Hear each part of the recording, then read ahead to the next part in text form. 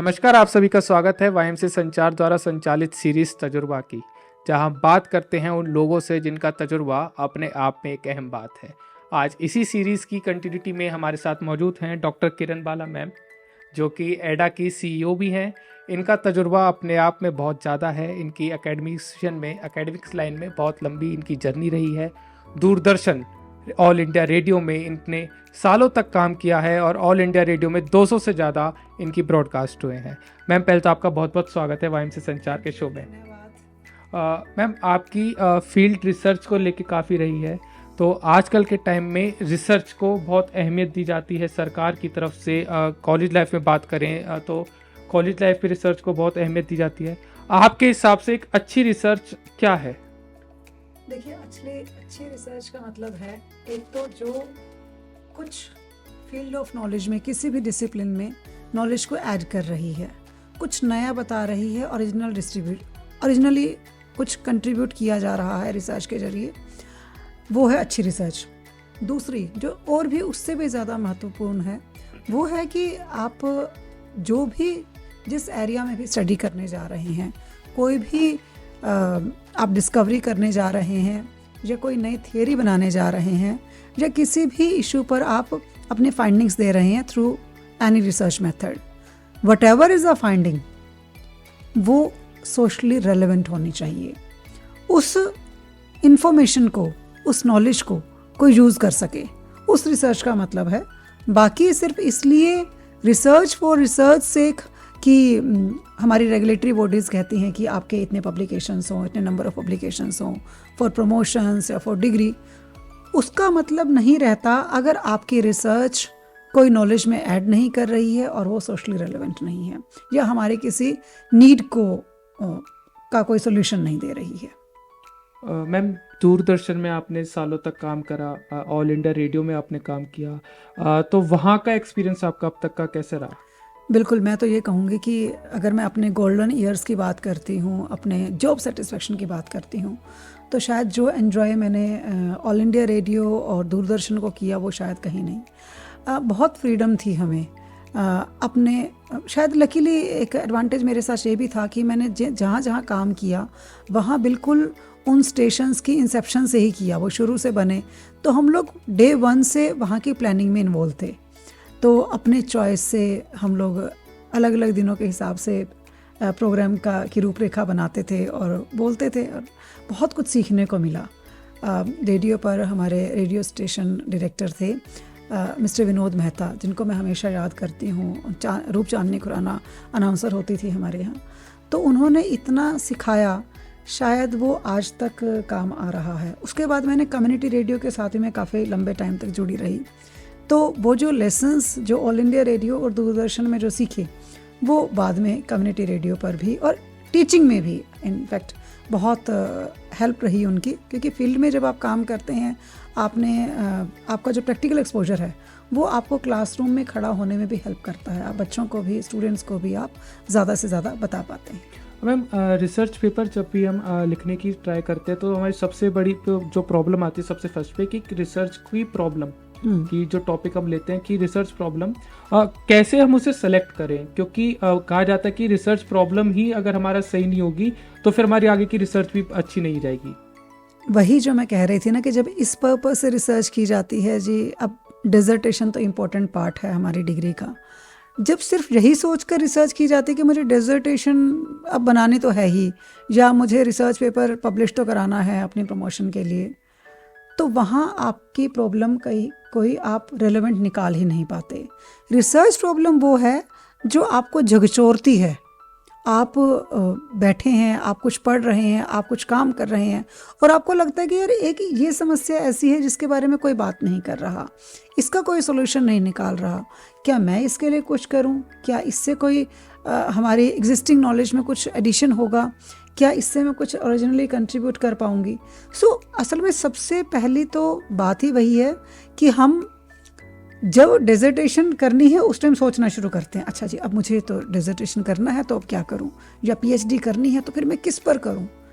Research problem इस तरह से नहीं आती। आज भी जब मैं आप लोगों का सेशन ले रही थी तो मैं बात कर रही थी कि न्यूटन के ऊपर जब एप्पल या एक्रेन गिरा वो तो ऊपर से तो चीज़ें तब भी गिर रही थी, ये तो न्यूटन को झकझोरा इस बात ने कि चीज़ें ऊपर से नीचे की तरफ ही क्यों गिर रही हैं, नीचे से ऊपर तो कुछ नहीं जा रहा।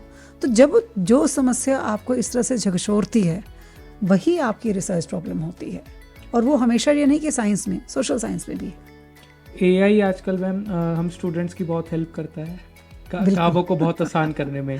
तो एआई रिसर्च में भी क्या मदद करता है? अगर वो मदद करता है तो एआई की रिसर्च और नॉर्मली रिसर्च में क्या डिफरेंस है, और एआई की रिसर्च कितनी वैलिड है आज के टाइम पे?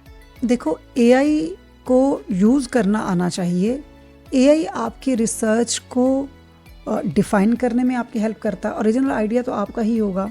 और सबसे ज़्यादा जो एआई का यूज़ है वो है जब आप रिव्यू ऑफ लिटरेचर करने लगते हैं। अगर हम अलग अलग पेपर जब ढूंढना शुरू करते हैं, हमें बहुत टाइम लगता है, बहुत सारे डेटाबेस देखते हैं, और सभी स्टूडेंट्स या यूनिवर्सिटीज़, कॉलेजेस वो इतने एक्सपेंसिव इंटरनेशनल डेटाबेस अफोर्ड ही नहीं कर पाते। लेकिन एआई की मदद से आप मिनटों में आप रिव्यू ऑफ लिटरेचर के लिए आप बहुत सारे पेपर्स कंपाइल कर सकते हैं। सो एआई का यूज़ वहाँ है। अगर कोई सोचता है कि मैं रिसर्च आर्टिकल वहीं से लिखवा लूँगा, वो भी पॉसिबल है कि आप एआई टूल से लिख सकते हैं, लेकिन वो फिर it won't add value to the existing knowledge, वो तो कॉपी पेस्टेड है। क्योंकि एआई आपकी मदद चीज़ों को कंपाइल करने में कर रहा है, वो आपको नया नहीं दे रहा।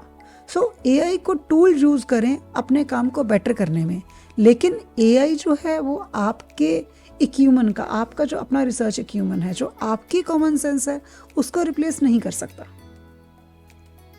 मैम तो क्या आज के टाइम पे हम ये कह सकते हैं कि रिसर्च एक स्पेसिफिक प्रोफेशन बनता जा रहा है, और आने वाले टाइम में रिसर्च एक ऐसा प्रोफेशन होगा जिसके लिए लोगों को हाईली पे करने के लिए तैयार रहेंगे? बिल्कुल बिल्कुल।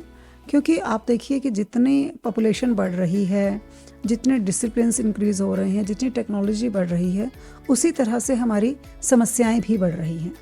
सो जब समस्याएं हैं तो उनका निदान भी चाहिए। और रिसर्च इतने अलग अलग एंगल्स पर की जा रही है, चाहे वो साइंस में है या सोशल साइंस में, और रिसर्चर हर कोई नहीं हो सकता, ये भी एक फैक्ट है।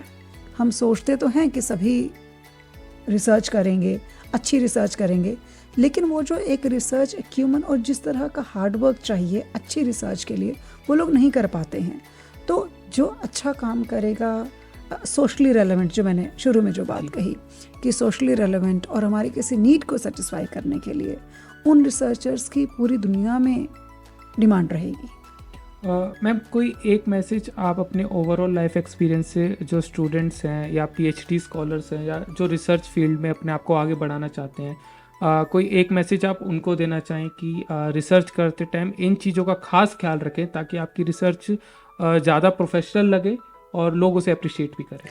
हाँ, एक जो सबसे ज़रूरी चीज़ है, जो हमने आज बहुत ज़्यादा उसके बारे में भी बात नहीं की थी, वो है कि जो आप रिव्यू ऑफ लिटरेचर करते हैं, रिव्यू ऑफ लिटरेचर करने का मतलब ये नहीं होता कि आपने सिनॉप्सिस सबमिट किया या आपका जो एग्ज़ाम है रिव्यू ऑफ लिटरेचर का पीएचडी में, कोर्स वर्क में, आपने वो किया और आपका रिव्यू ख़त्म हो गया।